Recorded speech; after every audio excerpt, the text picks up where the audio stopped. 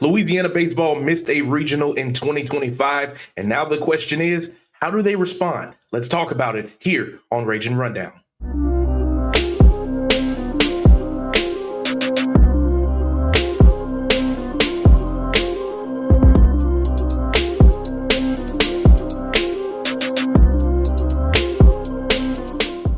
What's good, ladies and gentlemen, and welcome into another episode here on the Ragin Rundown podcast, the show where you will know about all things UL athletics all in one place.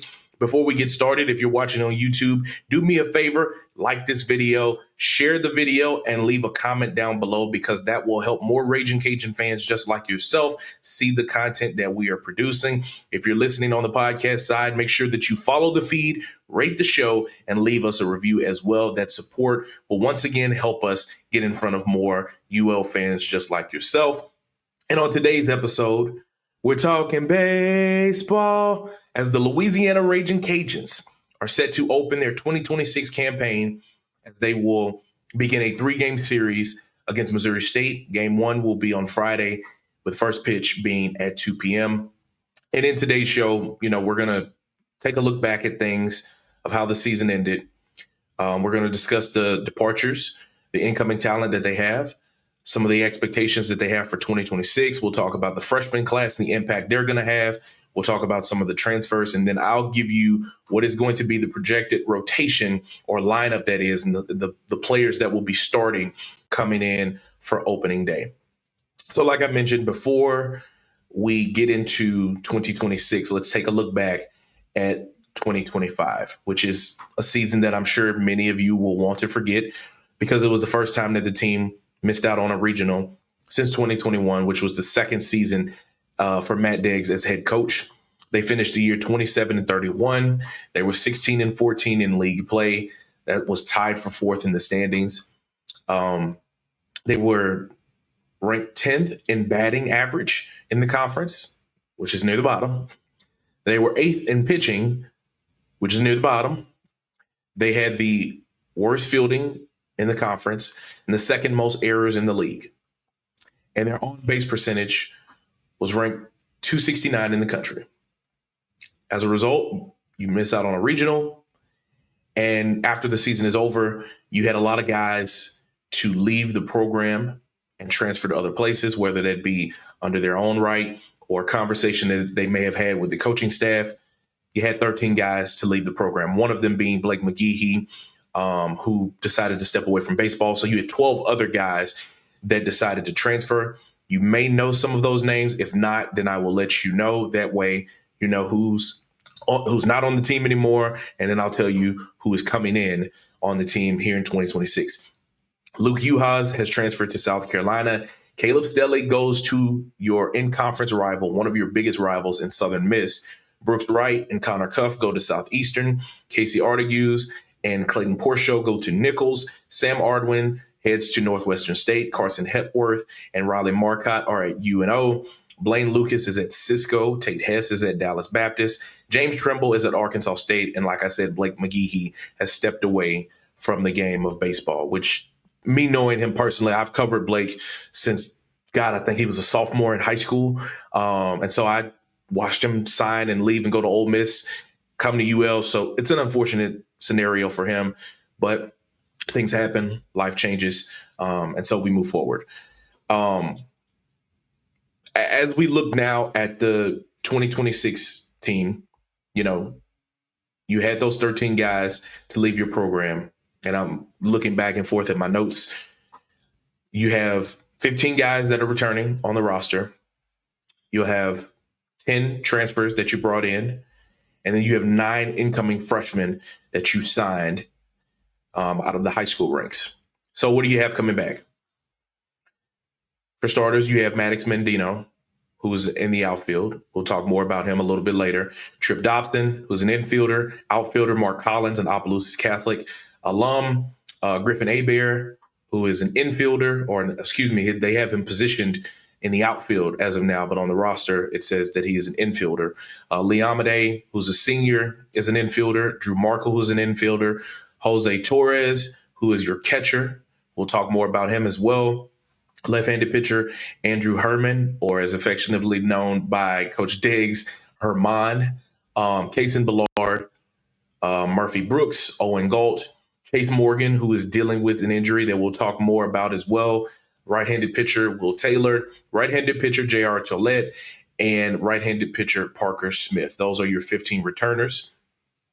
When it comes to the transfer class, you are bringing in outfielder Donovan LaSalle, who was at Oklahoma State and played there for 2 seasons. He was the Louisiana Player of the Year back in 2023. He played in 43 games with the Cowboys with 22 starts, and he is a guy that's from Barb. And according to head coach Matt Diggs, Cal DeBarge, who's now with the Minnesota Twins and former Ragin Cajun, also went to Barb and played a huge part in getting him to be a part of this program. You're bringing in catcher Steven Spalitta, who is from Mississippi State, who played in 20 games. He's from Mandeville. He posted the highest batting average on the team with only just 15 at-bats, going 6 of 15. He had a triple, a homer, and 6 RBI on the year. You have Rigoberto Hernandez, who's coming from NAIA member William Carey. He had a .325 career hitting or batting average, there it is. And he was an NAIA All-American last season. And during their last scrimmage, while I was there and I shot it, you can watch that video on my social media platforms at JFitzTV. He hit a home run. And it was, I believe it was against a 3-2 count, a full count. And he was able to hit a homer there in the scrimmage and round the bases. So he's got some power to him. You have outfielder Jace LaCava from Nunez Community College. He's a Louisiana native.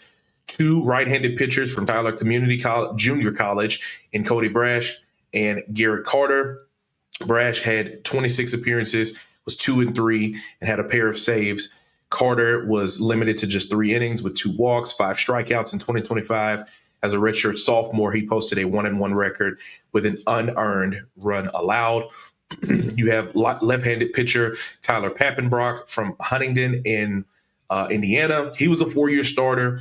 He had 50 career starts, 18 of 18 in his career record.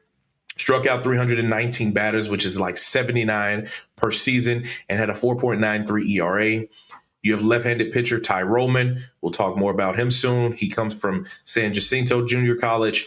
He was the Region 14 Pitcher of the Year with a 9-1 record. He had a 2.81 ERA.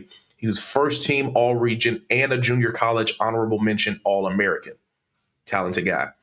You're bringing in Landon Victoria, who's a redshirt freshman. He comes from Oklahoma. Didn't get much playing time in his first season, but he was the number 2 ranked right-handed pitcher and number 3 overall prospect in Louisiana, according to Perfect Game. Your last transfer comes from my alma mater in Louisiana Christian University. He's a right-handed pitcher in Cowan, Alfonso Cowan or Cohen. I'm hoping I'm pronouncing it correct. I'm sure I'll have a chance to meet him at some point. He also played at Centenary. He made 25 career appearances, posted a 2-3 record with 5 saves and a 5.55 ERA. So that's what you're looking at in your transfer class. And obviously, well, we know that the expectations are always to not only just get into a regional, but to be competitive, win a regional, and to go into deep postseason runs like what you did in the early 2000s under the late, great Tony Robichaux.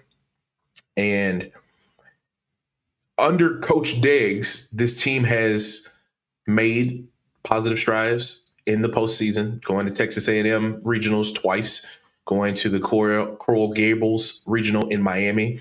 I believe that was 2 seasons ago. So they know how to get to the postseason. And that expectation is still very much on the table for them to get back in that position. And we spoke with the team. We talked with Jose Torres. We talked with Liamade and Andrew Herman, as well as Matt Diggs. We talked to them a week ago. And as we talked to them, one of the things that was asked was about embracing those expectations. And the answers that I'm going to let you listen to are going to be coming from Liamade and Coach Matt Diggs. And they didn't really talk about wins and losses. They talked more about characteristic things and how those things were built up during the offseason and how they believe they will play a part in the success of this team. So here's what they had to say. Well, I think our first expectation, Jamarcus, is that we're a tough team. I don't think we're looking to be the 27 Yankees overnight. And we need to be a team that's hard to break, hard to discourage, don't make excuses, and pretty much anti-fragile. And if we can collectively be that as a ball club, I think the rest will come together. I started in the fall. We had a lot of early morning practices, and you can either complain about it or you can just buy into it and kind of embrace the suck. So I think it started in the fall. Like, man, we're all just bought in, leaning on each other. So toughness is going to be a huge theme for this team, and especially with some of the injuries that they're dealing with right now. Jose Torres is dealing with a pretty significant knee injury that he's going to try to battle through and play through the season. But Coach Deggs said on Monday in his first game week availability, he said that Jose is probably about 7 to 10 days away from actually being ready to come back and catch. And obviously with him being a catcher, squatting, dealing with a knee injury isn't the most picture perfect situation to be in. So right now you have a true freshman that will be starting for you on opening day. We'll talk about that in just a second as well. And then also your ace pitcher in Chase Morgan had back surgery over the offseason. And that report came out over the summer saying that he would be out indefinitely. I did speak with him about that back injury that he's dealing with. Again, that is very significant. That is the extent that I will go to in presenting that information. So there's no telling if we will see him this season or in what capacity we will see him this season. And as a result, you're going to be leaning on some of your transfers to lead the way in those starts coming in to the season. And then also one of your transfers, Donovan LaSalle, was hit by a pitch during fan day. So he did play some defense that I saw in their last scrimmage on Tuesday afternoon, but it's the hitting that you may be missing out on from him because of being hit by that pitch. Coach Diggs said, I think it was like a 90 mile per hour fastball right off the wrist. So I've never been hit by a baseball on the wrist, but I can only imagine that ain't fun. So, but outside of your transfers and your returners, you have 9 incoming freshmen coming into 2026, and this is a very talented class. You have 9 guys. 3 of them are going to play a huge role for you, and 2 of them being probably everyday starters, and then 1 of them probably being a midweek pitcher for you. So the first guy that you have is catcher Colt Brown, who also can pitch as well. And from what Coach Deggs has said, they want to try to get back Jose Torres as soon as they possibly can without rushing him because of his ability to come out of the bullpen and give you a few innings here and there. Wasn't able to pull numbers on Colt Brown, but he was an all-state member as a catcher in his junior campaign. You have left-handed pitcher Cole Flanagan, outfielder Noah Lewis, infielder Josh Lim, left-handed pitcher Hayden Pearson. You have Sawyer Pruitt, who is 6'7", 240 pounds. So a defensive end, essentially, and on the pitcher's mound. He was the number 4 right-handed pitcher in the state of Louisiana and the number 13 overall prospect at Live Oak High School. He was a second-team All-American. According to Max Preps, he struck out 276 batters in his 190 career innings pitched for the Eagles. He was named the Louisiana Sports Writer Association Class 5A Player of the Year and the LBCA Division I Pitcher of the Year. Dude's a beast. From what Coach Deggs has said, he's very high on him. He said there's a possibility that we could see him this weekend, but he would like to save him for their midweek game next week against Rice on Tuesday. So we're going to see him a lot being featured out of the bullpen. You have right-handed pitcher Cam Riley. You have infielder Blaze Rodriguez, who has already been penciled in from what Coach Deggs has said as your day one starter at shortstop. He had a career .371 batting average in 4 seasons at Pope John Paul II. He recorded 126 hits and 118 career games, 3 home runs, and had 67 stolen bases in his career. Coach Deggs gave high praise to this young man, saying that it's some of the best defense that he's seen, and even gave comparison to Cal DeBarge, who is now with the Minnesota Twins, jokingly saying that, defensively he might be a little bit ahead of Debo, but I have not seen what he's able to do. But based on what I've heard from what the coaching staff has said and what Coach Deggs has said at the mic, this is a very talented player that you're getting at the shortstop position. You have left-handed pitcher Bryce Wilson to round out your freshman class. And like I said, these guys are speaking very, very highly of this freshman class and their abilities and what they're able to accomplish, not just offensively with the bats, but also on the defensive end, what they're able to do. Coach Deggs mentioned how Colt Brown has such a big arm from behind the dish, saying that obviously you'd love to have Jose Torres back there, but Colt Brown is very much talented, is going to give you a lot of depth once Torres is able to get back healthy and come back into the mix and catch a little bit for you from behind the dish. This isn't the class that you saw a year ago. This is a little bit, not a little bit, they're more talented. And I think they're more ready to play. And I think all the guys would probably tell you that. So obviously this freshman class is extremely talented, and we're going to see more of them throughout the season. And they will hopefully be able to be a huge contribution to the success that you have in 2026. I'm going to take a quick mound visit and step away for a second. And when I come back, we're going to talk about the new additions that you made on your coaching staff.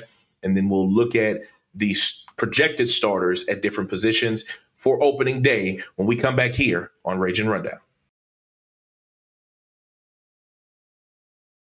Louisiana made 2 additions on their coaching staff in 2026. Gunnar Leger departs, your former hitting coach, and heads to Southern Miss. And so you bring in 2 new coaches to be a part of your staff. The first that we'll talk about is Jimmy Rickelson. I've been practicing his name a lot, and I hope I did say it correctly, who is going to be your director of personnel and scouting, essentially your recruiting coordinator for starting here in 2026. He has a ton of experience in recruiting the state of Louisiana. He spent time, his career started as a GA back in 1987, a part of McNeese. He would then work his way up and become the head coach from 95 to 97. He would leave there the following season and head to Lamar in 1998, where he spent time there all the way till 2015, eventually becoming associate head coach. He'd head back to McNeese from 16 to 25, and then comes to UL for 2026. Rickelson has, recruited a lot of talented players. He's responsible for 108 MLB draft selections, 12 future major leaguers, 24 All-Americans, 184 All-Conference players, 6 Southland Conference Players of the Year, 7 Southland Hitters of the Year, 9 Southland Pitchers of the Year, 6 Southland Newcomers of the Year, and has numerous All-Decade honorees across the 90s and 2000s. So the man knows how to recruit talent and has nearly 4 decades of experience in coaching at the collegiate level. So it's going to be a huge asset for the Cajuns adding a coach of his caliber. And then the other coach that you have is a new pitching coach in Taylor Sandiford, who comes from Marshall, who spent time there over the past couple of seasons. In his last season there with the Thundering Herd, I believe the Third had the 5th best ERA in the Sun Belt.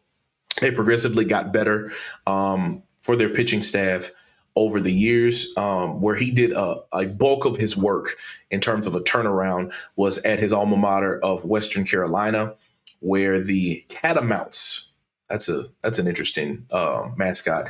While he was there, he engineered a dramatic turnaround of their pitching staff. Their ERA dropped by nearly 3 runs from 2018 to 2020. That was a 3.08 to start, and it dropped down to a 2.67. Strikeouts per 9 innings rose to nearly by 9 by 2022. His pitching staff in 2022 tallied 506 strikeouts, which is the second highest single season mark in program history. He's developed some standout arms in Zach Franklin, who was first team All Southern Conference in 2022. Zebby Matthews, who had 122 strikeouts in 2022, and Chase Walter, who had 114 strikeouts in 2019 before signing with the San Diego Padres. So again, someone that is going to be a huge asset to your coaching staff and is going to be able to work with some of these guys there in the bullpen to really create and work with them to be successful. Coach Diggs talked about what he is going to bring to the table, and Coach Sandiford and also Andrew Herman mentioned how he's helped him to find that confidence again after suffering an injury earlier in his career and just feeling a whole lot better heading into 2026. With him, it's a lot about just like listening to what he says. He's very insightful. One of the brightest pitching coaches I've known. I've been in college for 5 years, had several different pitching coaches, but he's very unique amongst the rest of them. You know, he's one of those guys who's a player coach. Like, we love him, and he makes us want to show up to the field, which I think is a big key part of all the pitchers with what we're going to do this season. Coach Sandy is the second pitching coach in my 5 years of college that has made not only an impact on the field, but outside of the field and on the personality of each player. He's the second pitching coach that I have worked that I will say that I could say 100% sure that he has been making not only changes and having different approaches, but understand each player, understand the difference between one thing is for everybody and one thing is for just one guy, and help them approach that way. And at the same time, making sure that he's challenged everybody in daily basis. A former coach of mine actually called me. I was in California when all this went down and said, "Hey, don't think twice. Go. This is the guy." And I was like, "Okay." And he's been as good as advertised. He's tough. He doesn't mince words. He's not concerned with being your friend. He wants to be your coach. He wants to make you better. He wants to hold you accountable. And I think you see that, and these guys can attest to that through their actions and the way they go about their work. And now finally, it's the moment many of you have probably been waiting for, telling you what the starters will look like for opening day. Ironically enough, normally Coach Diggs waits until that Monday availability right before opening day to announce his starting pitchers, but he told us that Wednesday on National Signing Day, when we had media availability or baseball media day, he announced his starting pitchers. So the rotation for the weekend will be Ty Roman on Friday, J.R. Tollett on Saturday, and then Andrew Herman on Sunday. Those will be your three starters. We've talked about how Ty Roman was as talented as he was coming out of the junior college ranks. Coach Diggs spoke really highly of him in the media availability. We've seen what J.R. Tollett and Andrew Herman can do, so it will be interesting to see what those guys will be available for in 2026, and if this will continue to be your starting rotation or starters going in for the rest of the season. From there, your starters look pretty much like this. So at catcher, you're going to have freshman Colt Brown starting there to start off until Jose Torres can get healthy. At first, you'll have Lee Amade. At second, you'll have Rigoberto Hernandez. At third, you'll have Drew Markle, who moved to that side. At left field, and a lot of this I'm piecing together based on what Coach Diggs has told us and then from what I've seen in scrimmages as well. At left field, Griffin Hebert. In center field, it'll more than likely be Maddox Mandino, but also Noah Lewis had some opportunities in there in between scrimmages and will likely back him up. But Maddox Mandino is who I believe will be there in that center field position. Right field is an interesting perspective because you brought in Donovan LaSalle. He's dealing with that wrist injury, so you may not get him as a hitter. So as a result, you probably have to start someone different until he can get back healthy. So you'll probably see either Cason Ballard or Mark Collins. I'm leaning more towards Cason Ballard.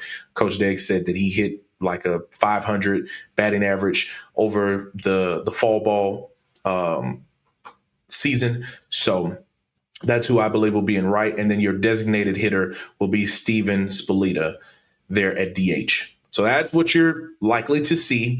I know a lot of people have been asking about what other players we may see coming out of the bullpen.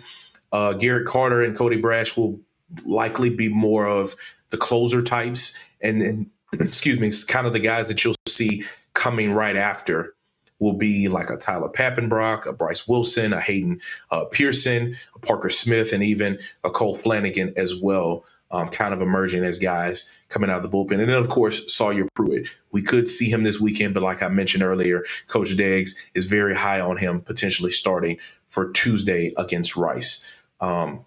He also mentioned that when it comes to hitting in the lineup, there are about 11 to 12 guys that have an argument to be in the rotation to hit.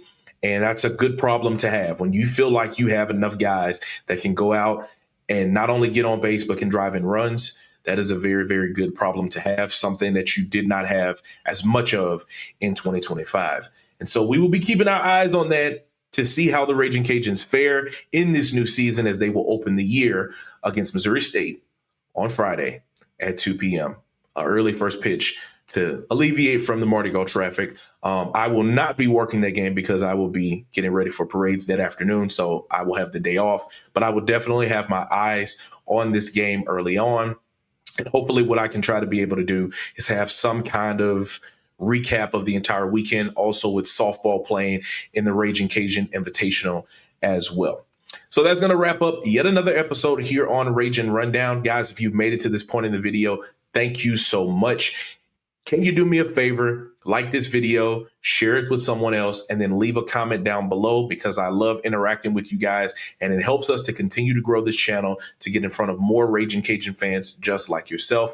If you're listening on podcast, also do me a favor, follow the podcast feed, rate us, and leave a review down below. Hey, and if you're watching here on YouTube, keep watching, but go to your podcast app in your phone and follow the podcast feed as well. That will continue to help us to grow once again and get in front of more Ragin' Cajun fans just like you. I'm your guy, Jamarcus Fitzpatrick. We'll see you guys next time.